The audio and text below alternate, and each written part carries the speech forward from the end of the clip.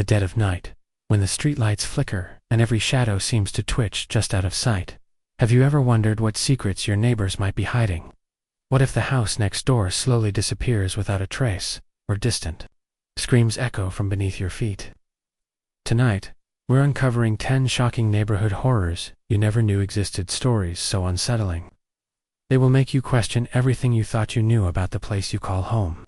Stay close, because some nightmares live just beyond your doorstep, and they're watching. Story 1. The Vanishing House on Willow Lane. The dead of a fog-choked October night. The residents of Willow Lane awoke to an impossible sight. The old Victorian house at the end of the street had simply vanished. Not burned, nor bulldozed, just erased, as if someone had rubbed out reality itself. Willow Lane was the kind of neighborhood where everyone knew each other's name. Families celebrated birthdays on warm porches. Kids played tag beneath amber streetlights. But the old Victorian was always different, a grand, rotting relic wrapped in choking ivy, windows dark and curtains drawn. Owned by the reclusive Mr. Steele, he was a mystery. Rarely seen, he kept mostly to himself. The few who exchanged hellos whispered stories of strange lights flickering behind the grimy panes and soft pleading sounds drifting out on cold nights. 1 month before it vanished, something changed. Neighbors began reporting odd occurrences. Their pets refused to enter the yard. Mysterious shadows darted behind the curtains, but no one saw a shape clearly. A low hum lingered in the air like a chant. On several nights, faint cries echoed a man's voice pleading for mercy. Then, one brutally cold morning, the house was gone. A stretch of uneven dirt replaced the place where the house stood. Mail carriers grew confused. The number 67 was no longer on any map. Police came, cameras rolled, but the footage seemed impossible.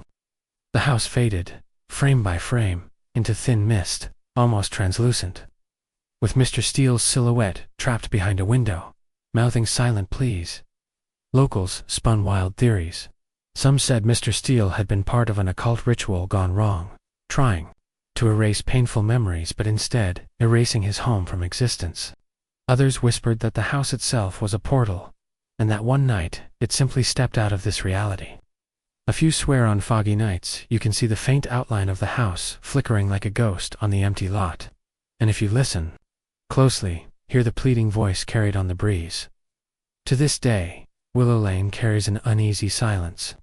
Newcomers avoid the empty lot, and the neighborhood watches warily as if the house's disappearance left behind a warning. Some places are better left untouched, and some neighbors hide horrors beyond imagination.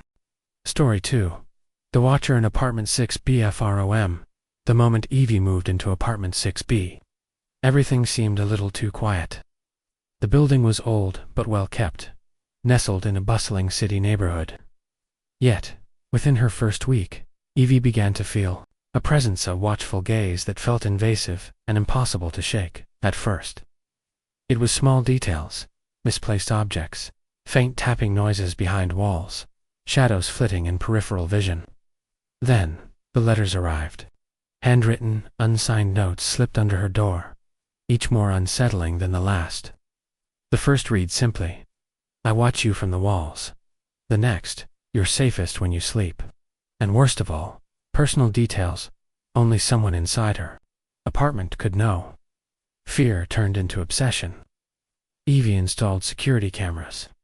But the footage revealed nothing, just static or vague blurs darting through darkened rooms. Every time she shared moments with friends, there would be a sudden sharp knock from the adjoining walls, as if the Watcher listened and timed their intimidation. Neighbors whispered of past tenants, plagued by the same watchful torment. The building had a dark history, a landlord driven mad by paranoia, rumors of hidden passageways between units used to spy on residents. Police searches found tiny holes drilled into walls, bits of hair caught in vents, and old photographs taped inside air ducts capturing tenants unaware. Year after year, the Watcher remained elusive, always near, but never seen. Letters kept coming, hinting at a deeper, twisted game where boundaries between privacy and terror dissolved. Some say the Watcher is not just human, but an entity fed by fear, lurking in the building's shadows. watching from every crack and crevice. Evie eventually moved out, leaving behind apartment 6B with its peeling wallpaper and hollow secrets. But anonymous letters still appear in mailboxes, warning new residents. You are never alone. Story 3. The Children Under the Stairs in a Quiet Suburban Neighborhood. The Brooks family decided to renovate their newly purchased, century-old house on Maple Street. It was a dream home, with creaky wooden floors and a dusty charm, but hidden. Behind layers of wallpaper and plaster was a secret that would haunt the family for years to come. Early during the renovation, the workers found a bricked-up closet beneath the main staircase. Inside, they discovered an unsettling collection. Hundreds of tiny handmade dolls, cracked porcelain shoes, and carved initials etched into the wood. The air inside was thick and cold, and the faint scent of old incense lingered. The lead showed the family an old journal, discovered behind a loose panel, its pages yellowed, describing a chilling story. Decades ago, the previous owner, a strict and cruel woman named Mrs. Holloway, had locked neighborhood children in the closet as punishment for minor misbehaviors. The entries detailed how the children's whispered cries echoed through the house at night, and how Mrs. Holloway's obsession with control grew into madness. The journal described the children's fear and desperation, but it abruptly ended with the line, "The walls remember." Soon after the discovery, the family began experiencing strange phenomena. At night, faint giggles and muffled sobs would seep from behind the walls. Children's shadows appeared in doorways, only to vanish when looked at directly. The youngest daughter swore she saw little hands pressing against the glass panes of the windows facing the bricked-up closet. Locals who learned of the house's history told stories of children who had mysteriously gone missing in the area throughout the 1920s and 30s. Many believed to be the victims of Mrs. Holloway's cruelty. Some claimed the house was cursed, a prison for restless spirits, still trapped beneath the stairs. One evening, during a severe thunderstorm, the family woke to the sound of pounding on the closet bricks. The pounding grew louder and more desperate, as if the imprisoned children were pleading for release. That same night, the youngest daughter disappeared, only to be found the next morning sleeping at the foot of the staircase, whispering about the children playing in the dark. Haunted by guilt and fear, the Brooks family abandoned the renovation. The house was sold, and neighbors still occasionally see tiny dolls placed on porches, or hear ethereal children's laughter floating on the wind, a chilling reminder that some neighborhood horrors never truly leave. Story 4. The Midnight Siren Deep, within the quiet neighborhood of Greystone Ridge. An eerie phenomenon haunted the residents every night at exactly 2:13 a.m. A deafening siren would wail through the streets. It was not a typical emergency siren, but one that carried an otherworldly quality, both mechanical and haunting. Twisting through the fog like a scream from another dimension, the siren's origin was a complete mystery. City officials, the fire brigade, and local police scoured the neighborhood but found no source. It was as if the sound emanated from nowhere and everywhere at once, infiltrating the dreams of sleepers and sending pets into panicked frenzy. Elderly residents suffered from panic attacks, triggered by its sudden, shrill blaring. Phones buzzed, with emergency warnings that never arrived. The community lived in dread, waiting each night for the 2:13 a.m. wail. Locals spun theories. Some believed the siren was a cursed signal from a forgotten disaster, a spectral echo trapped in time.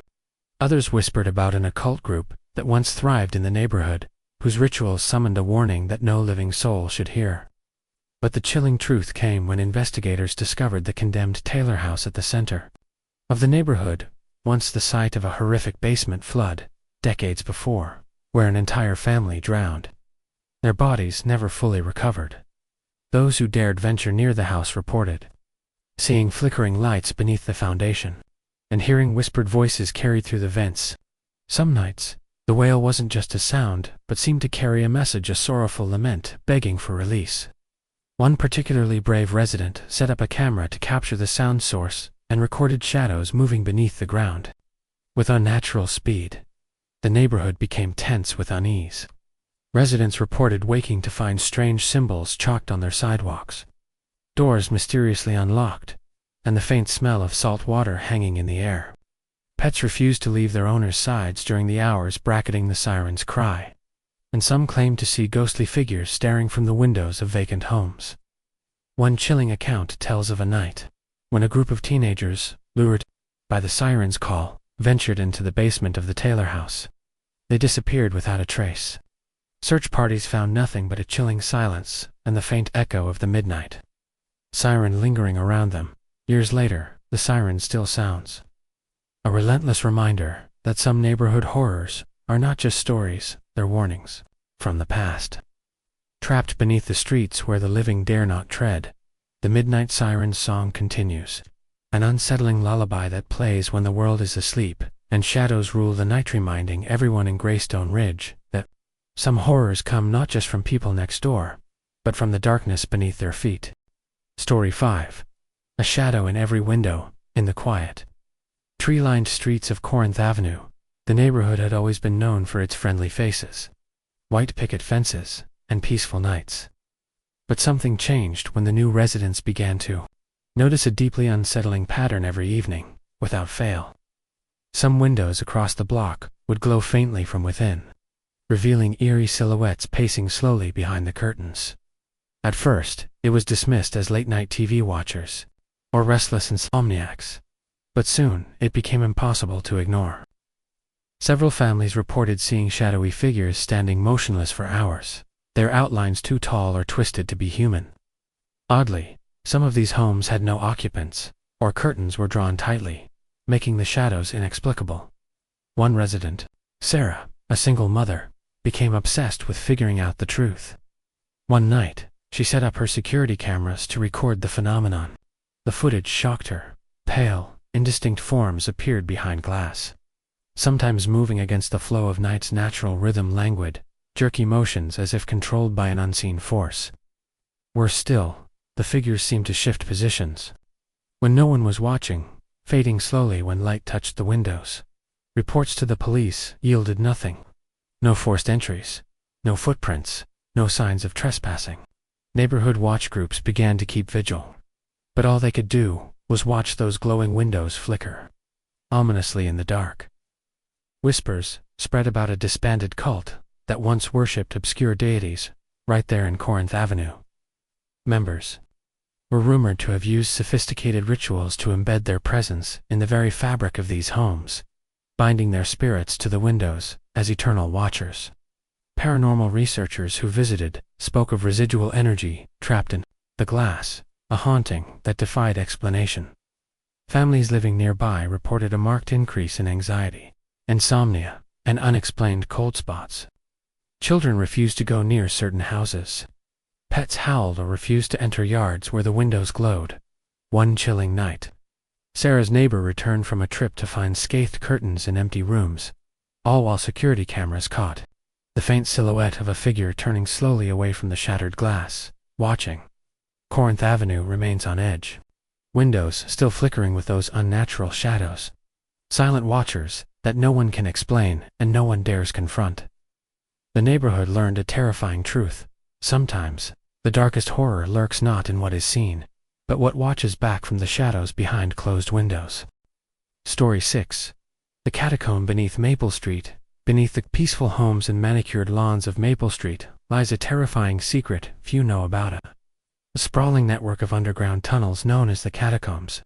For decades, these hidden passages remained buried and forgotten, until construction workers accidentally uncovered a gaping entrance during a routine utility project. At first, residents were curious, but unease quickly set in as strange reports emerged. Teens who dared to explore described labyrinthine passages stretching endlessly beneath their feet, filled with eerie graffiti dating back to the 1970s, and mysterious altars adorned with animal bones and cryptic symbols. Whispered rumors spoke of cults operating in secret, performing dark rituals beneath the very ground they walked on. As the catacombs legend grew, so did the accounts of people who entered and never returned. Shadows flitted just beyond flashlight beams, and the walls seemed to breathe with unseen life. Strange humming noises echoed through the tunnels at night, driving several families who lived above to abandon their homes, leaving once lively streets eerily vacant. Authorities sealed off the tunnels, but locals say the catacombs remain alive with dark energy. Visitors report chilling encounters with masked figures and ghostly apparitions. And unexplained handprints, sometimes bloody, sometimes dusty, appear on cellar walls above. The catacombs beneath Maple Street are not just an architectural oddity, but a realm of darkness woven into the neighborhood's history. A reminder that beneath ordinary facades often lie unspeakable horrors waiting to be uncovered. Story 7. The Neighbor Who Wasn't Alive in the quiet cul-de-sac of Heatherfield Drive. Life moved at a comfortable pace. Neighbors exchanged greetings, kids left bikes near porches, and everyone thought they knew each other well until the mystery of Mrs. Hemings unfolded. Mrs. Hemings was the picture of warmth, always tending her garden with meticulous care, baking cookies that she shared with new families, and waving cheerfully to passersby. She was known for her bright smile and soft-spoken nature, a comforting presence who seemed to belong to the history of the street itself. But one autumn evening, tragedy struck. Her house caught fire in the dead of night. Firefighters arrived, quickly battling the flames, but what they found inside was baffling. Despite the fire damage, there was no sign Mrs. Hemings had lived there recently. No groceries in the cupboards, no mail piling up, no signs of daily life. It was as if the house had been frozen in time, abandoned long before the blaze. Confused and disturbed, authorities dug into city records. What they uncovered shocked the entire neighborhood. Mrs. Hemings had officially passed away 3 years earlier. The cause of death was natural, peaceful, quietly taken during the night in her sleep. But somehow, for 3 years after her death, she had continued to interact with the world around her. Neighbors began to piece together strange occurrences they'd dismissed before. The silhouette of a woman tending the rose bushes at dusk alone, yet familiar. The faint, comforting scent of freshly baked cookies drifting from the empty house. Lights flickering on and off. The sound of footsteps on the porch late at night, and doors left mysteriously unlocked.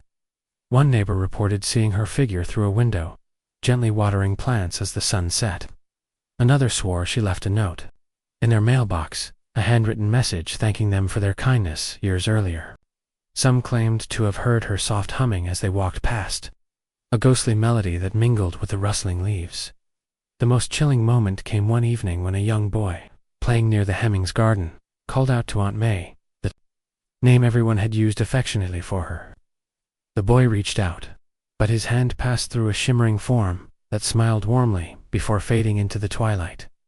No one dared enter the old house again.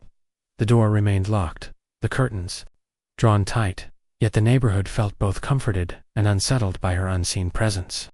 Some whispered that Mrs. Hemings was a guardian spirit, watching over Heatherfield Drive from beyond, unwilling to let go of the place she loved.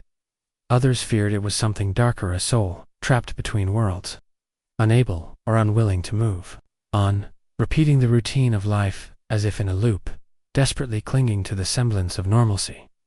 As years passed, new families moved in, some unaware of the spectral occupant, but those who stayed long enough reported fleeting glimpses of a kind neighbor who was never truly there.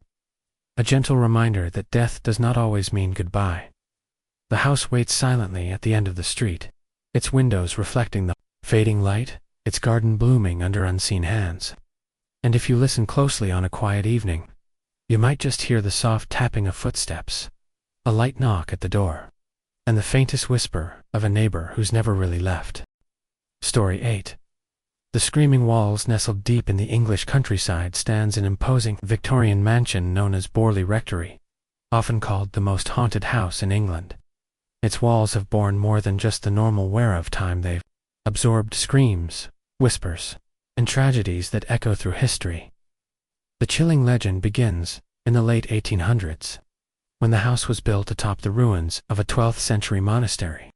Locals spoke in hushed tones of ghosts, particularly a spectral nun, the Borley nun, whose tragic tale of forbidden love and death seemed to bind her soul to the grounds. But the screaming walls held darker secrets. When a family moved in during the 1890s, the paranormal activity escalated horrifically. Unexplained cold spots, disembodied footsteps, and blood-curdling screams filled the halls in the dead of night. Doors slammed violently without cause, and objects flew through rooms with malicious force. Neighbors reported hearing anguished cries, a mixture of pain and despair, would rise, and then abruptly halt, as if someone was screaming but then silenced. At night, people staying in the house would awaken too loud. Piercing shrieks coming from the walls, themselves walls, that seemed to pulse with an unseen malevolence. Paranormal investigators recorded EVP, electronic voice phenomena, capturing guttural moans and voices pleading for help. One chilling recording even caught a whispered plea, "Set us free." Historical records later revealed the house's grim past. It had once been used as a clandestine asylum ward before modern mental health care existed. Patients who were mistreated and experimented upon had died within its rooms, some in unbearable agony. Many of their spirits were rumored to be trapped, bound to the structure by the weight of suffering and untimely deaths. Over the years, Borley Rectory fell into ruin, but even abandoned, the screaming persisted. Visitors and trespassers often fled in terror, claiming the house was alive and breathing with rage. When demolition was finally attempted, unexplained accidents and injuries to workers were documented, reinforcing the belief that the walls themselves were cursed. Today, the site is barren, with twisted vines concealing shattered windows, yet locals say that on stormy nights, the screaming walls come alive once more, voices of the past crying out in eternal anguish, a grim testament to the horrors that can dwell beneath the surface of any neighborhood. Story 9. The Possessed Playground. In a once joyful neighborhood playground, laughter gave way to whispers of dread and fear. This playground, once a vibrant hub where children played daily, became the center of dark and terrifying supernatural events, a place now known among locals as the Possessed Playground. Years ago, a tragic accident cast a shadow over the playground. Officials covered up the circumstances, but those who lived nearby felt something sinister had taken root. The swings began to move on their own during windless nights, and the carousel spun eerily without riders. Leaves and twigs would arrange themselves into strange, cryptic symbols on the sand, signs of a sinister force lurking within. Families with young children started noticing chilling changes in their kids. Some began to chant unfamiliar, haunting nursery rhymes, lines no parent had ever taught. Others reported their children speaking in voices not their own, eyes glazed over as if possessed by an unseen presence. At night, flickers of shadowy forms darted between the metal slides and across empty benches, visible only from the corner of one's eye. Local teens who dared to investigate after dark recorded faint, ghostly laughter that swirled with the cold breeze. Many described a feeling of being watched by something ancient and malevolent, a psychic weight pressing down on them. Several families, unable to explain or endure these events, moved away, leaving the playground to its unholy silence. The origin of the possession is believed to be connected to the dark history beneath the playground, a story whispered in hushed tones about restless spirits of children who suffered untimely deaths in the area. Some say the land was cursed long ago, haunted by vengeful souls yearning for recognition and release, despite attempts by locals to cleanse or reclaim the playground. The unsettling phenomena persist, making the playground a forbidden territory. After dusk, this possessed playground stands as a stark reminder. Sometimes, places meant for joy become havens of horror, where the innocence of childhood clashes with the darkest forces, hiding just beneath the surface, forces that watch, wait, and lure the unsuspecting into realms of dread and despair. Story 10. The Missing Block. Party. Monroe Street had always been the kind of neighborhood where summers were celebrated with joy, laughter, and community spirit. Every year, residents eagerly anticipated the annual block party, a vibrant day of music blasting from speakers, grills sizzling with food, and children running through sprinklers. This event wasn't just a tradition. It was the heart and soul of the neighborhood. But 3 years ago, the block party would become a terrifying, inexplicable event that haunted Monroe Street forever. That summer day unfolded like any other. Families decorated their driveways with colorful banners, and tables groaned under plates of homemade dishes. Kids played games, and neighbors caught up under the warm sun. As the sun began to sink lower, a sense of eerie anticipation settled in that no one could explain. Suddenly, as twilight fell, all the lights flickered and died. Phones lost signal, radios went silent. An unnatural hush blanketed the street, swallowing the usual sounds of celebration. Those still outside found themselves trapped in a surreal moment where time seemed to warp and bend. Several residents tried to leave, but found the usual routes. Barred cars stalled, gates locked as if controlled by an unseen force. Inside homes, those unaware of the oddity outside began to hear faint whispers and footsteps echoing in empty hallways. Panic seeped into the crowd, but before anyone could understand what was happening, a sinister force seemed to sweep through. When dawn finally broke, Monroe Street was deserted, tables still set, food half-eaten, decorations fluttering weakly. In a soft breeze, the only sign that anyone had been there was a single resident found huddled at the street's end. Shaken to the core, this lone survivor was unable to recount the full horror. Only fragments surfaced, shadows moving at the edges of vision, cold hands brushing against skin, and a presence so malevolent it seemed to consume reality itself. Authorities conducted extensive searches and investigations, but no trace of the missing neighbors was ever found. No footprints, no vehicles, just an empty street frozen in time. The area was sealed off, and over the years it declined, with abandoned houses and overgrown yards replacing once joyous homes. Local lore turned the event into a legend known as the Vanishing of Monroe Street. Some say the street was cursed by an ancient entity awakened by the community's collective energy. Others believe it was a tear between dimensions, swallowing the innocent in a moment of cosmic horror. To this day, Monroe Street remains empty, a ghostly reminder that sometimes horrors strike not from a single house or neighbor, but from the fabric of the community itself, unraveling into nightmare. The missing block party serves as a chilling warning. No matter how safe or familiar a neighborhood seems, some terrors lie waiting just beneath the surface, ready to erase everything you know in the blink of an eye.